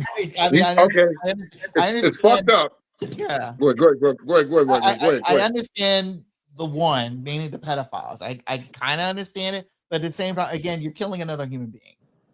For what? I mean, I know you're trying to. I'm protecting my community. I get it, but at the same time, it's like, why? Just, you know, let justice handle it. But I gotta understand it. You feel like they're not handling it, but you doing it. All you do is get caught, and now you got a mugshot, and now you're in jail. So, I agree with that. But listen, it's on the books though. It's on the books that it possibly is another Punisher out here. It possibly is, because I'm gonna tell you who got him out here. Pink people got him. Pink people ain't scared. They will bond together and do some shit. They will join these cliques and they will make sure that shit gets handled. So I don't be understanding, like, we do a lot of this. We do a lot of this, and we talk our shit when people kill our kids. Other people kill our kids, but when we kill our kids, we don't talk that shit. We talk that shit when you sit out here and you're like, oh, it's so unfair that this person is doing this. However, where you have control and where you have things that you can curtail your kids' behavior, you don't. You letting this shit happen. I'm gonna give y'all an example. This is real shit. Thank you. This is real shit. I was at work last week, and of course it's, the barbershop turns. When people go, people come, and it's always a younger set of people that be coming in, right? You want the barbershop to continue. I personally don't really care to work with a bunch of young people. I don't. I just, only because your clientele is that, and because of the change, I saw it. Everybody smell like weed, everybody cuss, and you still have older people and mature people and business people that come and get their hair done and their hair cut. And there's no courtesy there for these people in there when you're 13, 14, and 15. They just don't give a fuck. So now this is the type of clientele that we're servicing, and it's all mixed. So I'm sitting in there and I hear somebody say, I'll shoot this motherfucker up. And I am the only one who looks up like, what the fuck you say? Because right then and there, you gotta go. But because we're so used to this language, we're so used to dealing with that, and we don't really take our power as adults and as the mature niggas who made it. Because for real, Tom, we are the people say aunt, uncle, and jest to be funny, to be whatever, or to be cool. But there's power in those fucking titles. Because we You made it, can't call me motherfucker. aunt. You wish you inspired to make it to be my age, motherfucker. The rate you're going, you might not. Now, when you have a motherfucker that look and say, call, I think you need to call Detroit and get your vigilante to come down here and shoot his ass up. It is right. You have young 13-year-old motherfucking kids, these little kids, that they don't have no regard for human life. They don't regard for nothing. And it's fucked up. You know what I mean? You only can do but so much, but we don't have, in some ways, like you said, we don't have that same energy when it's a black on black crime. When black on black is killing each other. These young niggas is running around. And so do we resort back to, do we hold the parents accountable? Yes. You have to. For their behavior. It comes back to, remember we had this conversation before here. Do you start holding these parents accountable for these young kids out here committing these horrendous crimes and say, fuck that, you know what? Your bitch ass is going to jail too. Now, I understand you got to work and you got to do what you got to do. I want to hear you. Hold the phone. Let them be on soapbox. Let's continue, Pro. Yo, here's the thing. I understand you got to go to fucking work and you got to do whatever you got to do to support your family, take care of your family. But your kid is running the streets, running a fucking muck. And you can't sit there and act like, oh, I don't know. But when your kid gets hemmed up, but he was a good boy. He didn't do shit around you. When we was out there, he was terrorizing the motherfucking neighborhood. Take your ass to jail right along with him, stupid motherfucker. Here's another thing. I'm going to say is, hey, lawmakers, you have fucked up. Over the last 20 to 30 years, you have fucked up. You've given these kids more power than they deserve. You made them feel like you can't do shit to me. Fuck. That's your fault. And now you're seeing the damages of causing these and letting these kids get this type of power, especially this young generation that's stupid as a motherfucker. You got to be the stupid. Yo, you got to be a stupid motherfucker when it's 90 degrees outside and have on a hoodie and a whole sweatsuit. You got to be a stupid motherfucker. What kind of drugs you on? But this is the parents' fault. You allow this shit. You allow them to have this behavior. And in some ways, it's because your power was taken away from you. You know what I mean? Hey, dumb Trump. Stop with your fucking war for a second. Get on these people. Not even Trump. Yo, lawmakers in your states, start changing these laws and giving these parents back some of their rights. It's not a fact of abuse. You need to know, parents, you need to know the difference between abuse and discipline. It's two different things. You know what I mean? You can't beat them and leave marks on them and shit like that. They call that abuse. But they didn't say you couldn't put your hands on your children. They didn't say that. And that's where that fear starts from. The fear and respect starts from when you were young and your moms and dads whooping your ass. Like, yo, my mom whooped the fucking dog shit out of me. Like, yo, beat the brakes off my ass. Yeah, I have respect for elders a little bit. I had a little respect for elders and seniors. You know what I mean? It wasn't the same. Was I still wild? Niggas my age, I would get it. But older people, nah. These young kids have no respect for nobody. No, nothing. And you know what it is? They don't even have respect for their own fucking parents and their own family. So I'm sorry, Kiki, that you had to hear that in your own place of work where nigga like, fuck it, I shoot this place up. That would make me feel uncomfortable. That would make me feel uncomfortable. Hold on, I get it. You gotta keep the shop running and do. But what the fuck, B? Somebody gotta reel this shit in here. You know what I mean? I had a conversation, and 3 minutes later, not 4, not 2.5, 3 minutes later, they was gone because I work with 10 barbers. Fuck you talking about? And I'm a believer that in my house, you gonna know one thing in this house. I'm sorry. I don't care what you do. I don't care where you are. But in this house, that's a no-no. White man, I want to hear what you had to say earlier. Go ahead. Hey, Ty. I agree Kai, if you just came on, you should go back a couple minutes earlier. But anyway, I fully agree with that because of the simple fact, if anyone remembers back in 83 or 84, remember that one kid who quote unquote divorced his parents? Yep. And this is a white kid. Yeah. White kid. That's where it all started. Because I feel like, giving young kids, I mean, mind you, he was only 13. Yeah. Oh, between 12 and 13. And I felt like it was mind you, when I was 12, I was 12. I was a 12-year-old. I focused on Transformers, baseball, trying to survive school. The daughter was crazy and didn't want to go, all that stuff. I was a kid. Mind you, everyone would pop in and say it's oh, kids today, they're learning more, they're learning faster, they're growing up a lot quicker, they're more adults now than ever before. Bullshit. They're still kids. Because the simple fact is everything they're doing is based off of crazy energy. And mind you, if I was bouncing all the walls and all this stuff, my parents would say, hey, go over here and sit down, watch the television, or go outside. Literally, that's what they'll say. Nowadays, it's if you put them outside, that's their big playground. And unfortunately, there's not a lot of constructive things for them to do, even though there is. They keep saying that there isn't, but there is. They just don't want to go and do that. They don't want to be constructive. They want to be destructive because all that pent up energy they got going is not controlled properly. And there's no one at home to teach them. They don't want to listen at school and so they can properly learn. There's no proper discipline. Like I said, I guess the theme of the show is there's no proper anchor for them, and for them to run rampant, it's oh God, they're insane. I mean, the days that during these last 2 summers, that's why we got the stupid National Guard for, because of them, because they don't know how to calm the fuck down. Just go to the days of going to an arcade, just seeing a movie, and all of a sudden, you don't have money, find a job, not steal it. Go find a job. Everyone's complaining about it. Okay, so you're talking about these kids are coming from broken homes. A lot of these are broken homes. No, these are not just broken home ones. Absolutely.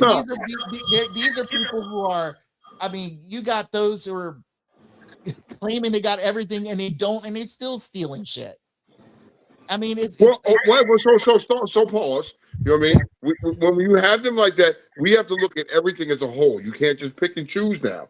Now you open the door when you're saying they have everything. They got the parents, they got everything. You know what I mean? Now you want to add in the music culture? Do you want to add in the music culture to the shit they listening to? This is what you said earlier. It's about the parents. There's the parent structure is completely gone. Either they don't have control. You can say either they have 2 parents or 1. That this child has 2 or 1. There's nothing there.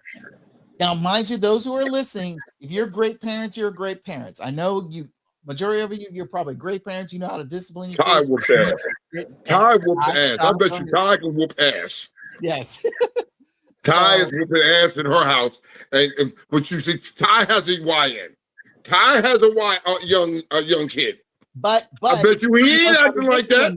Yeah, but she again, she knows how to discipline that. And as long as she understands, the fear of her, because she's the parent, and that's the key thing is they're parents. They're not. But that's like Dame Dollar said. Dame Dollar said that a while back. He was like, "Yo, if you take this away from you took the power away from the parents, what do you expect?" Yeah. You took the power, so that's the lawmakers. That's the lawmakers. That's CPS and all the motherfuckers took the power away from the parents. A child, you can't whoop a child. Whoop that little motherfucker. Beat his ass. Yeah, the thing is about discipline, and my cousin all the time reminds me of how my parents disciplined me because she kept saying it's why are you so hard on me and my sister. Because in fact, my mom literally said to her, my cousin, is that if I allow him to go run rampant in this situation or at home, he'll act that way outside. And that's what it is now. There's no discipline at home because you don't allow it. And literally, it's like a kid can literally say, I can call social services, and I got them on speed dial, and they somehow it freaks them out. I think it's nowadays it's like parents would just go home and say, okay, dial the number, and they probably can't find it on their phone because they didn't save it. Here's what's funny is that I remember my mother was like, yo, you can call him. Fuck, if that's the field, you can go ahead and live with him. Right. You go let y'all take. Here's the thing: when you put the pressure on these motherfucking CPS agents and all, y'all take them. Y'all do better. Y'all know better. Y'all take him and y'all deal with him. But when he's robbing you, don't come knocking at my fucking door. You know what I mean? Because you took my rights away from me. Let that right. I'm not saying abuse them. Some of the little motherfuckers. Yo, sometimes you gotta skate down that line of abuse and discipline. You gotta ride. Sometimes you gotta cross over. Every now and then you gotta cross over just a little bit. You know what I mean? You got to. You know what I mean? When I was a young nigga, I was abused, nigga. It wasn't no beating, it was abuse. It was okay. It was okay. But now when I look at it as an older man, I'm like, yo, you know what? Yeah, it was fucked up, but I see why. I get why. Looking at these kids now, looking at my kids, I understood why sometimes you gotta break your foot off in a motherfucking natural black ass. You got to. Mm-hmm. You know? I've had officers come to me and say, hey, look, I'm not mad at you for beating your child. Officer told the kid that. I'm not mad at him for whooping you. Just don't leave no marks. What? Gave me the green light, boy. Boy, we're tearing their bodies up. That motherfucker can't, boy. I had waves. And then I got to a point where I'm not gonna whoop myself no more. I'm gonna let you whoop yourself. You know? It's all about how you do it. I had it boggles my mind. My flabbers are gasted. Oh, shit, not the flabbers are gasted. Yeah, my gasted flabbers. When I see parents say, oh yeah, he smoked weed though. He's 13 years old, they know it. Yeah, me fucked up. They saying he smoked and it's okay, and they just, long as I don't see it, whatever, I know he smoked, and they find the shit in the house. And I've never growing up, I don't know what my brother did. You hear me? I don't know what my brother did. I lived in a house with this man. I don't know what my brother did, because whatever vice that he did, he kept it away from the crib. So I look at it like that has a lot to do with it too. There's a study, and I was trying to look for a white man. I'll send it to you. And they were talking about that 47% of people who smoke today's weed, they suffer from psychosis. That's what schizophrenia and the psychosis starts to develop from the weed. So it begs to ask, what part of all of this behavior that seemingly is random, but is shared across states, you can find this same behavior. Why hands are called why hands everywhere. The same behavior, you can find it across 50 states. The question is, what part of that you think has to do with the drugs? That we're allowing them to smoke because you think that it's the drug, you think it's the weed from 75, or you think it's the Reggie used to smoke, or the just, you know what I'm saying? Again, this is where, again, you said, these are parents, these are parents who probably had these kids young, before the age of 20, and figured it's like these are their friends and not actual people they needed to parent. They're just there to play with. And they figured it's like they need to hang out with and all that stuff. And it's like your mindset is completely off kilter, not realizing the fact that's like, these are your children. You're supposed to build their future and put them out in the world so they can be decent people out in the world, and they're not, because you figured it's like they're like your friends, and they're not. That's why they keep you. Most of the videos you see online, they're these kids as less than 3 years old are cussing up a storm, acting a bunch of fools. There's lack of discipline until it gets to the point where you pretty much start saying the fact that, oh, I had enough of this today. I didn't want to deal with this today. So you're going to sit in the corner. And it's like, okay, why didn't you do this from day one? I don't get it. So as long as you have these parents who keep treating their kids like they're their friends, this is what you're going to keep getting. So, and this is from a guy who has no kids. Dare he add that? Blackout said it best.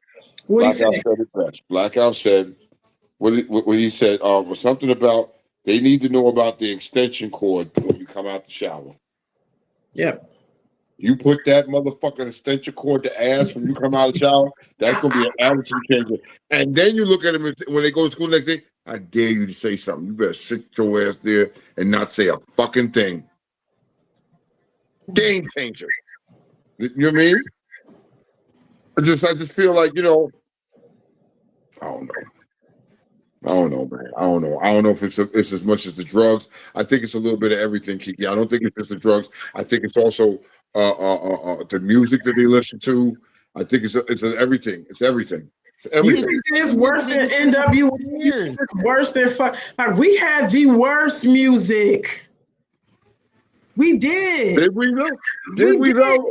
This was very shocking to hear people call women bitches and hoes all day. And we was rocking to that shit. We had rap kill some. We lost a lot of our. Okay. Biggie, Tupac. So rap does play a part in it, though. We got a whole Southern culture. Let's go back to Pimp C with the drugs, and they're talking about the drugs. Let's go to Tennessee with A-Ball and NJG. They was doing this. This person was killing people. You got like it was a culture of that for at least 20 years. It was the coolest thing ever to be killing somebody and rap about it. You had to have that lifestyle in order to know about it. And you think that even selling drugs is violent because you responsible for a whole nature of kids who ain't got no attention spans. So I agree with Blackout. Twitty said, I remember I popped my daughter in her mouth and bust her lip and CPS was at her door. Corcoran says, I was working at DSS office and saw a mother take her unruly kid out to the car to get her ass together. And one nosy social worker called the cops on her. Ty said, I don't hit my kid, but I verbally abuse him a lot, though. It's the same thing. I bet you there's a little bit of fear with Ty said. I bet you there's a little bit of fear, but a lot of respect. You have to have that little balance of fear in there somewhere. Ty said also that is abuse. Are you talking about the sensor cord on the ass when they come out the shower? I don't know. Like I said, I was abused. She said, Ty said, nah, it's about not really being able to control what that do. So you choose to supervise it yourself. But then we turn the blind eye because now, when you can't put your hands on your kids, and all you do is you talk to them. You talk. And if there's an influx of videos on all social media where kids is cussing their parents out. They ain't doing shit. I ain't moving nowhere. You can't shut the fuck up, bitch. Go do this, go do that. And nothing is being done. Nothing. They rather record it, think it's funny. Absolutely. Just clean your child. Absolutely. So we are our own enemy, y'all. We are. I mean, it's sad to say it like that, though. When you're thinking about it, it's sad to say it like that. We are, got to figure something out. You know what I mean? Either that or more vigilantes are going to come out and start killing your kids. Yeah. Or call the vigilante from Detroit. He'll come and tell you, he'll wipe out your whole fucking neighborhood. Fuck them little YNs. You want to be a young nigga, if you want to be a young nigga in the streets, then all the consequences that come behind it you should deal with. You know what I mean? Go to jail, get raped in the ass. I don't give a fuck. I could care less. You know what I mean? When you look at me and you see me as an older man, you know what it took to make it here, especially the trials and tribulations we had to go through as kids. Mm-hmm. You know what I mean? To make it here, because I'm quite sure when you ask around and ask a lot of these people on this post, a lot of people they grew up with ain't here no more. Some of the people they grew up with weren't here no more, and they lost them at a young age. So for us to make it with the gray in our beards and the gray in our shit, and we made it here, and you would look at it and call us an OG or you know what I mean, whatever it is, uncle or whatever, auntie or whatever it is. There should be a little respect there. It should be. It shouldn't be nothing more than that. It should be that. And so I know what's coming up. The older niggas that had the gray in their hair, and there was respect for them niggas. Those are the OGs. Those respectful niggas because they made it. I was trying to strive to make it. Now I'm in that position. You know what I mean? So I don't know. Yeah. Well, before we go, because it's that time, it's that naughty hour. I want to say thank everybody for supporting us and coming on. Thank you for your participation. Thank you for sharing, and subscribing across all the platforms we on, because y'all help us grow this. Stay tuned. Keep your ear to the podcast, because we got something special coming up for y'all. It's coming up soon. So we just getting dates together, and we getting all dotting our I's and crossing our T's, but just look out. And hopefully it's going to be a Sunday. So I hope y'all will be in support your boy and your girl. I'm Big Baby Doll. It's going to be some different shit. All I'm going to tell y'all, it's going to be some different shit that y'all not used to. Yo, should we make it like a white affair? We'll let them know. We'll keep y'all guessing. We're going to let y'all know soon, though. It's coming up, man. You know what I mean? Yeah. Real Talk Uncensored. I'm Mr. Loud Music, a.k.a. Tone, a.k.a. Fuck your kids. Fuck them kids. I'm Big Baby Doll Legs. Big Baby Doll Legs. Okay, I like it. Okay, you know what I mean? Yo, this is Real Talk Uncensored, man. See y'all next week. Peace. Peace.